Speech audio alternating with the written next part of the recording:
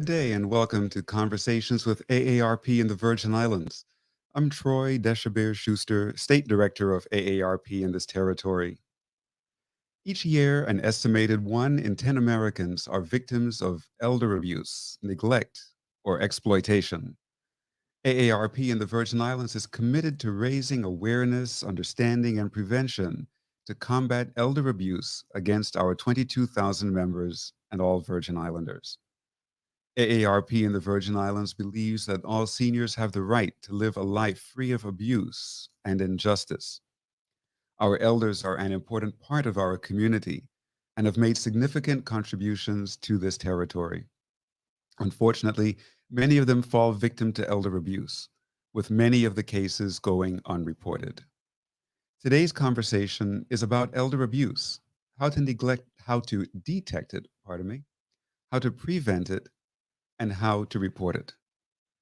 Joining the conversation with us today is Heather Richardson, and she's coming to us from she's a district manager of the Adult Protective Services within the Department of Human Services, and also Clema Lewis, Executive Director of the Women's Coalition of St. Croix. Clema and Heather, welcome.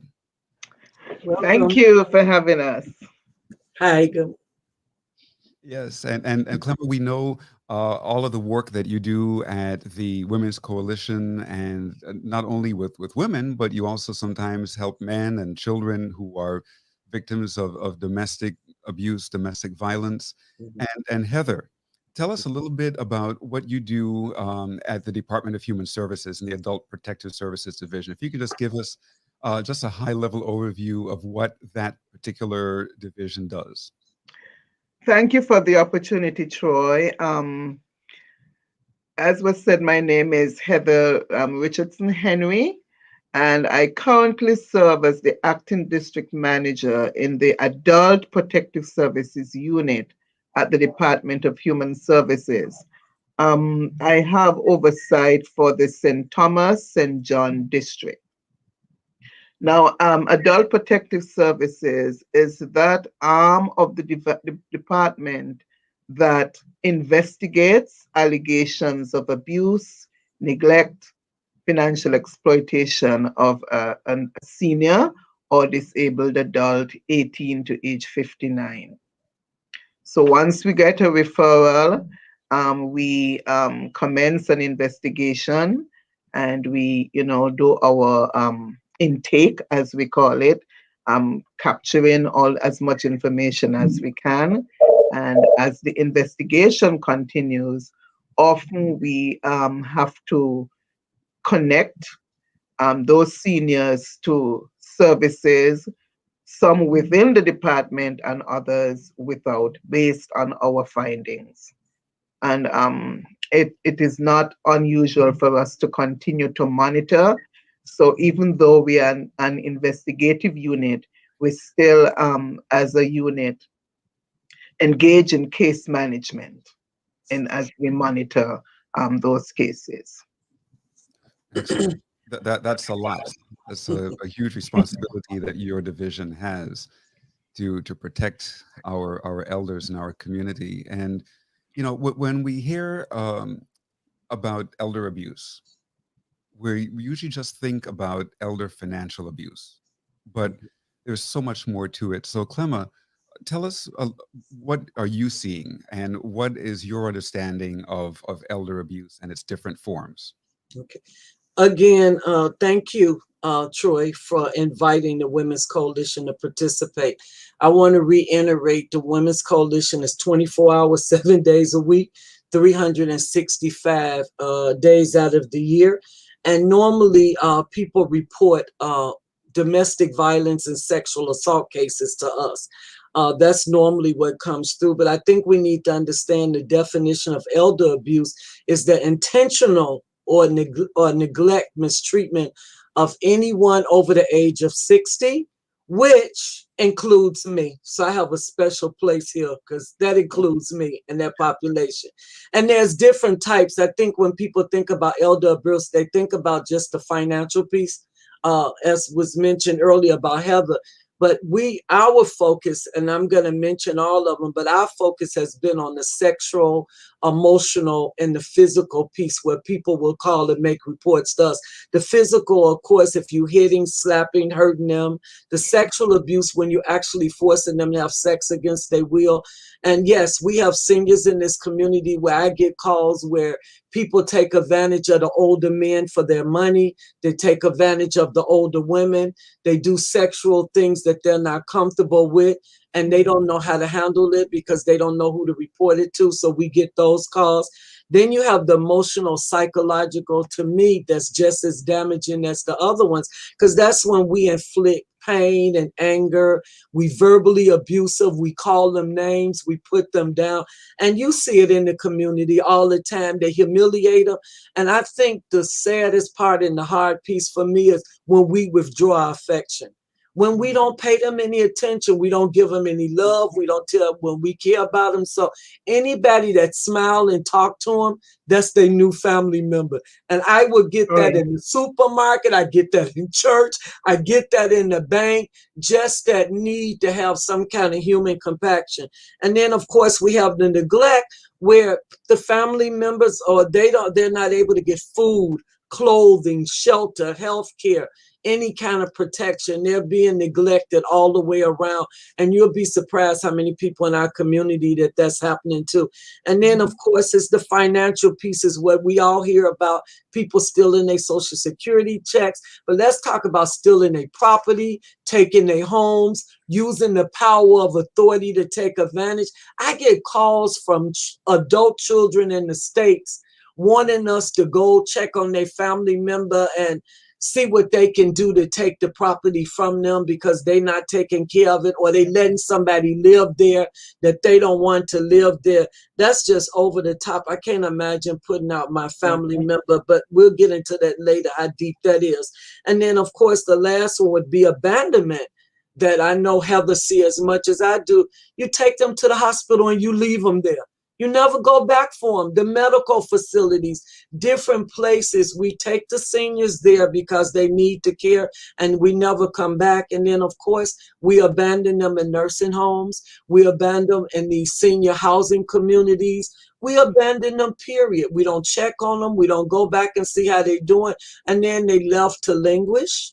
It's really sad, but that's what we do. We're not taking care of our seniors in no form or fashion, and I don't want to play with it today. We're not taking care of our seniors. I want to make that clear.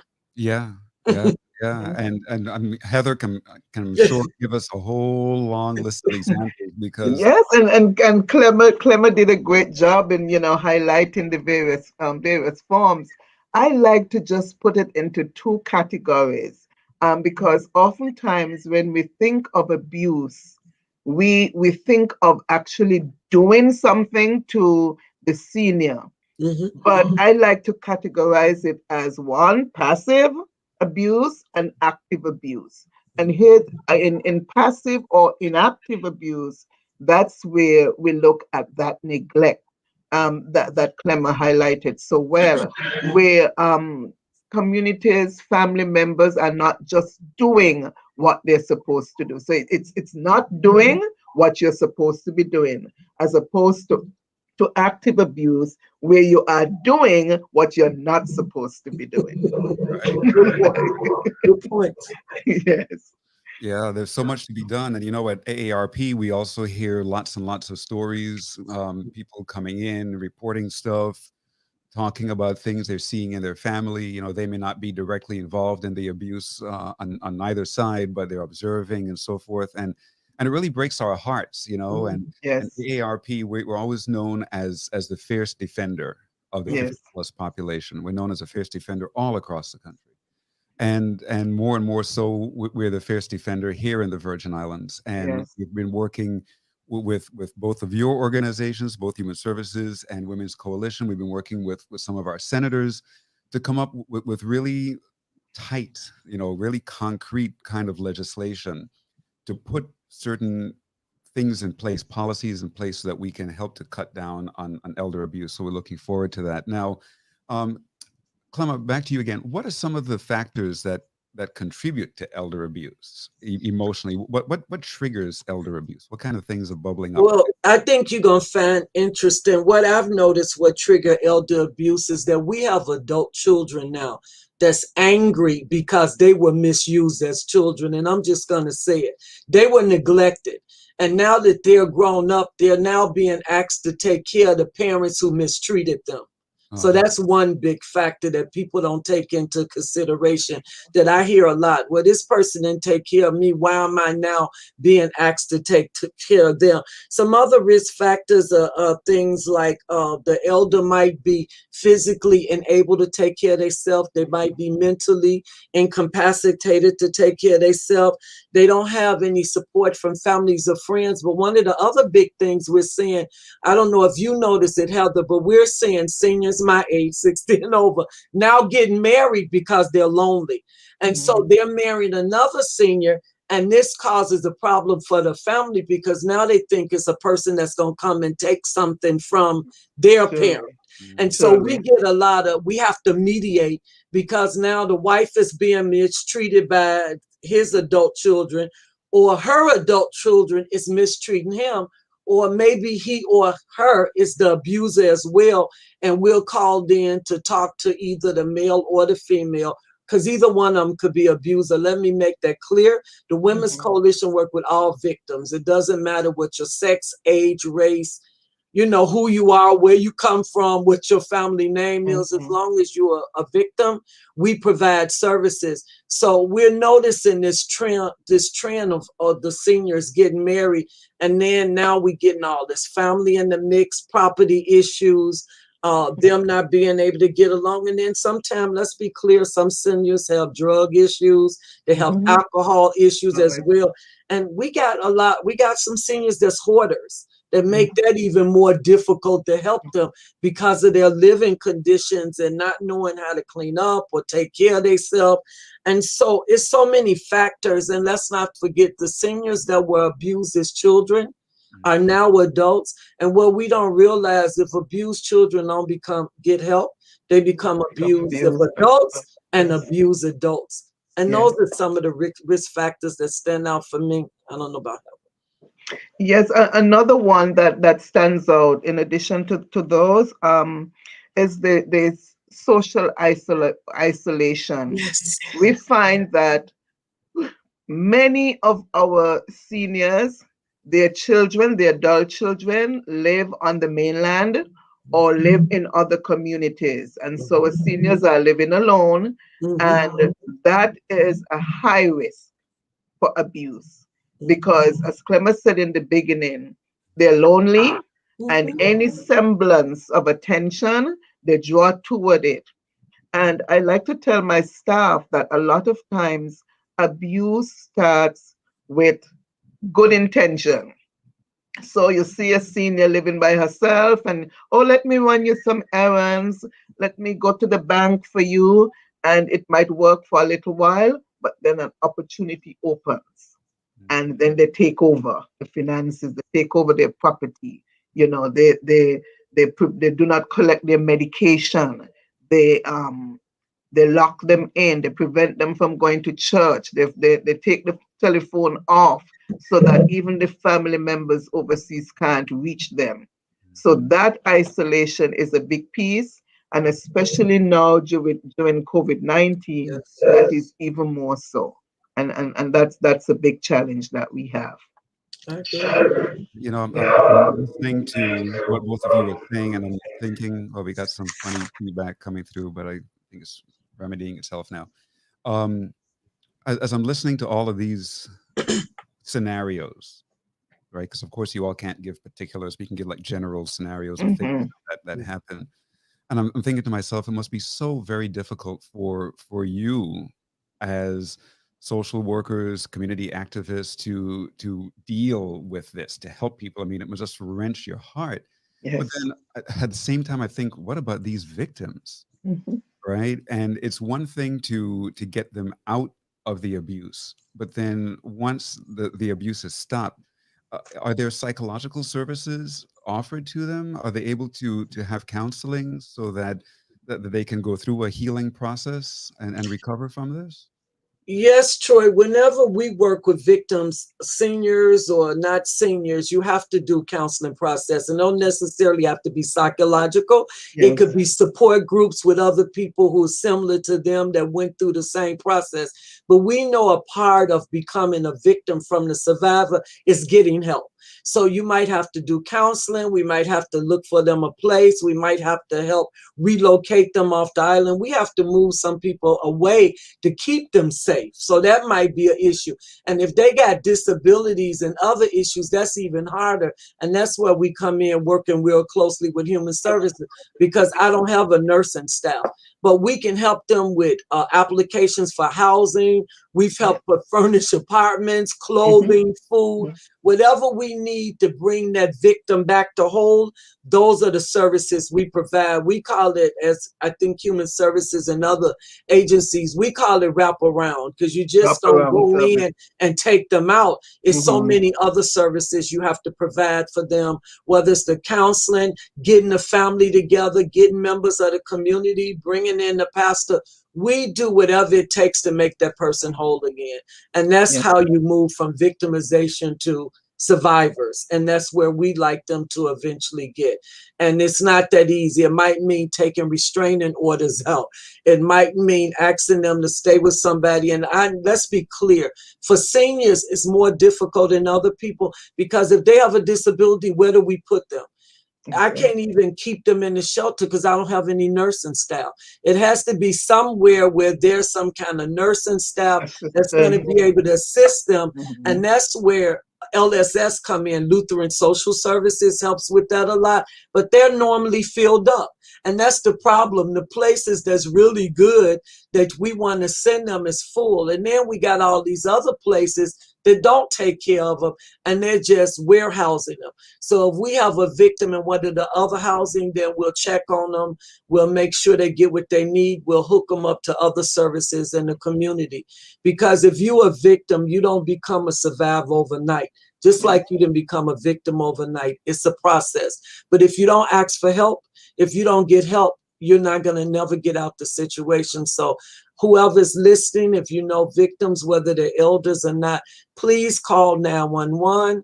Call the Women's Coalition 340-773-9272. We are 24 hours, 7 days a week. So there's no such thing that you call at 1 o'clock in the morning and we didn't respond.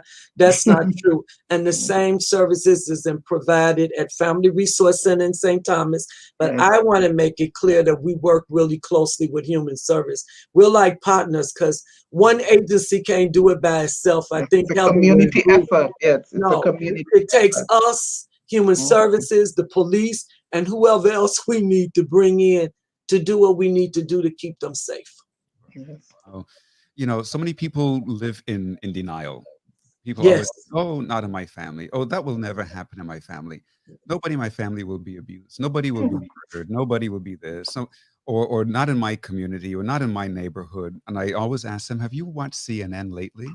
Okay. I mean, if everybody realized that it could happen to them, that it could happen in their own family, then there'd be a lot less reports on CNN, right? So, Yes. I'm sure that there are a lot of people here in the Virgin Islands, like anywhere else, because we're all humans, who say, no, this is not going to happen in my family or not in my neighborhood. So, Mhm. so Heather, if you'll tell us a little bit about how widespread is elder abuse in the Virgin Islands? Is it a little problem, a big problem? Is it not a problem at all Too, from your perspective? too widespread. I'm beginning to refer to it as a malady. Oh, Because there's not a day goes by that we do not get a call, a referral of some sort, some form of elder abuse. And to your point earlier, where some persons are in denial, we have to understand that this is a worldwide issue, problem. It's a national problem. There is no distinction of color, sex, or gender. It just happens. And especially now, what we're seeing pass in our office is referrals for financial exploitation. That's a biggie right now. And it runs from taking their food stamp card to taking their ATM card, to forcing them to an individual forces a senior to allow him or her to become his or her power of attorney, Mhm. and then goes to the bank and wipes out his account. It takes his property, his or her car, having him or her sign over his home that the senior would have worked so hard for over the years, having him or her sign that over. All the while, when there's family members somewhere, some in the territory and some on the mainland, but other persons here using these opportunities. I have not had a lot of referrals for sexual or physical abuse, but I've had, a few where we see suspected bruises. And when we talk to the alleged victim, he or she is unable to explain how the bruises come about. The last one we saw was someone, it was What is obvious she? that the person was tied. I got a referral about suspected biting, Oh, because sometimes, sorry, no, hello? I just said, I just exclaimed. Here. I just said, oh my Yes, God, like biting. Wow. sometimes because many of the seniors who, yes, and what I suspect is that many of the seniors, and this is a factor too, have dementia, whether it be mild or full blown Mhm. dementia. And as Mhm. part of that disease, they become combative themselves and aggressive. Yes. Aggressive. Yes. And so if the keeper is not mindful to understand that, I can't take this personal. This is what's going on with mommy, or it's going on with uncle or whoever it is. And so you're hitting me, so I'm gonna bite you, like we do to a child to stop. So we see some of that. And also the like I said again, the isolation, taking away the phone so that nobody else can reach them, or you try to make a visit and they're present and they want to answer all the questions for the senior, not allowing the senior to express him or herself. And so it's really a malady in our community, and the time is ripe. I like this year's theme for um, Elder Abuse Month. It's actually a month. The month of June is Elder Abuse Month, and the 15th of June is Elder Abuse Awareness Day. Awareness Day. And I like that the theme for this year was access to justice. Mm. Access to justice. And this, for me, should serve as a reminder not only to the victim that you can get help, and also for the perpetrator, Mhm. that you will come to justice if we Hopefully. find that, well, if we find that you're guilty of abusing a senior. Right. Mhm. So and here's where we are right now in our territory, expanding our efforts in that way. Yeah, there is so much to be done, and we're working on it expeditiously. And again, it's wonderful for us at AARP to have both Women's Coalition and the Department of Human Services as partners, because we can't do it without you. We're an advocacy organization. We seek changes in policy to bring about change in society. But you all do such monumental work. You're right where the rubber meets the road, in a manner of speaking. And so, thank you so much for all that you do. And talking about isolation, we heard at the beginning of this COVID-19 pandemic that there was an Mm. increase in domestic violence. Has that tapered off, or is it still at the same kind of high level? No, Troy, that has not tapered off. The Mhm. domestic violence and sexual assault in the community is off the chart. It Oh, continues to be off the chart. And part of the problem is, I have to keep saying this, y'all gonna be tired of hearing it, housing. The lack of housing and having places to put victims where they can be safe. My shelter could only hold so many, but we need safe, affordable housing, which is another issue. One of the things I noticed with seniors during the pandemic, well, we seeing a lot of family members who either couldn't pay their rent or something happened with their house. Because Heather and I was talking earlier about people being put out, even though the governor declared you're not supposed to do it. A lot of the adult children are moving into the seniors in their homes with all their children. So we got this houses that's packed with 2 and 3 adults. They all have family members. Imagine what living conditions that would cause. Arguments, people not getting along, destruction of the property, or not enough food. And because there's nowhere for them to go and their parents' house might be the only place or the house they grew up, this is what we've seen that still is an issue and after the pandemic, and that's definitely overcrowding and housing. That's huge. And so we'll get parents that call and say, well, Miss Lewis, you can't find a place to put them. I don't have no more room.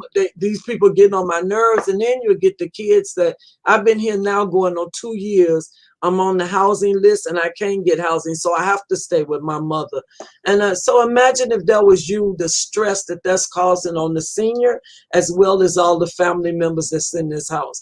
I don't know about St. Thomas, but it's huge on St. Croix right now. Yeah, yes, and to add to that too, I think we ought to mention that the perpetrator, alleged perpetrator, also needs help.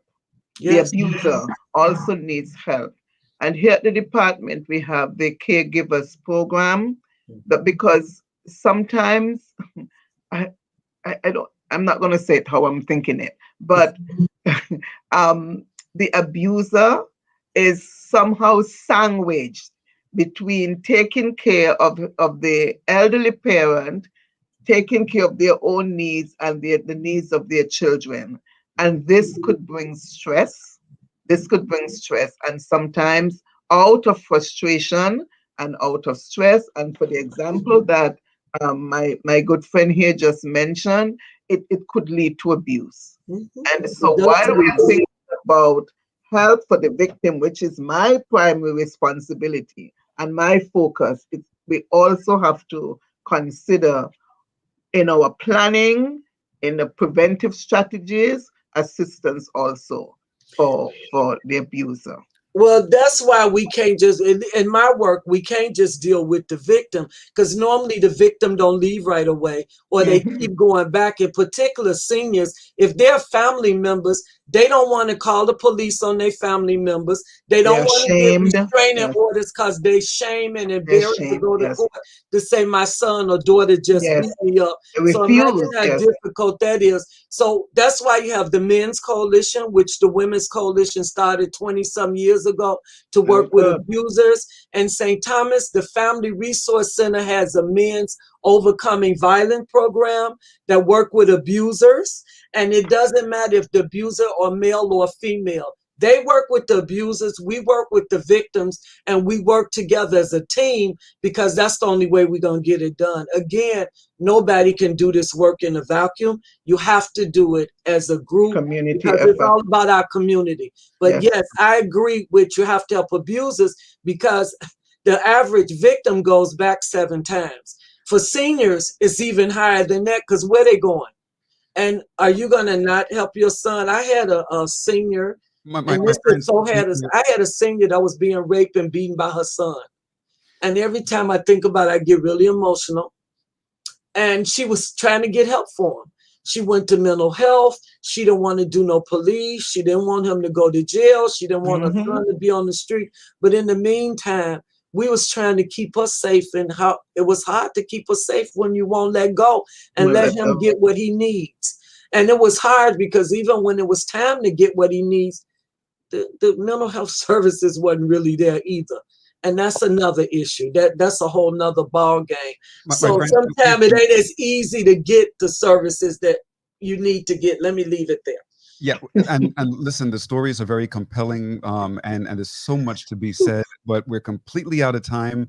We're going to have you back in another show, but thanks again to Clema Lewis from the Women's Coalition, and for our dear friend Heather Richardson Henry from the Department of Human Services, Adult Protective Services Division. Thanks again so much, and we'll see you again in a show. Thank you. It's certainly a pleasure. Thank you. It was a pleasure. Bye-bye. Bye-bye.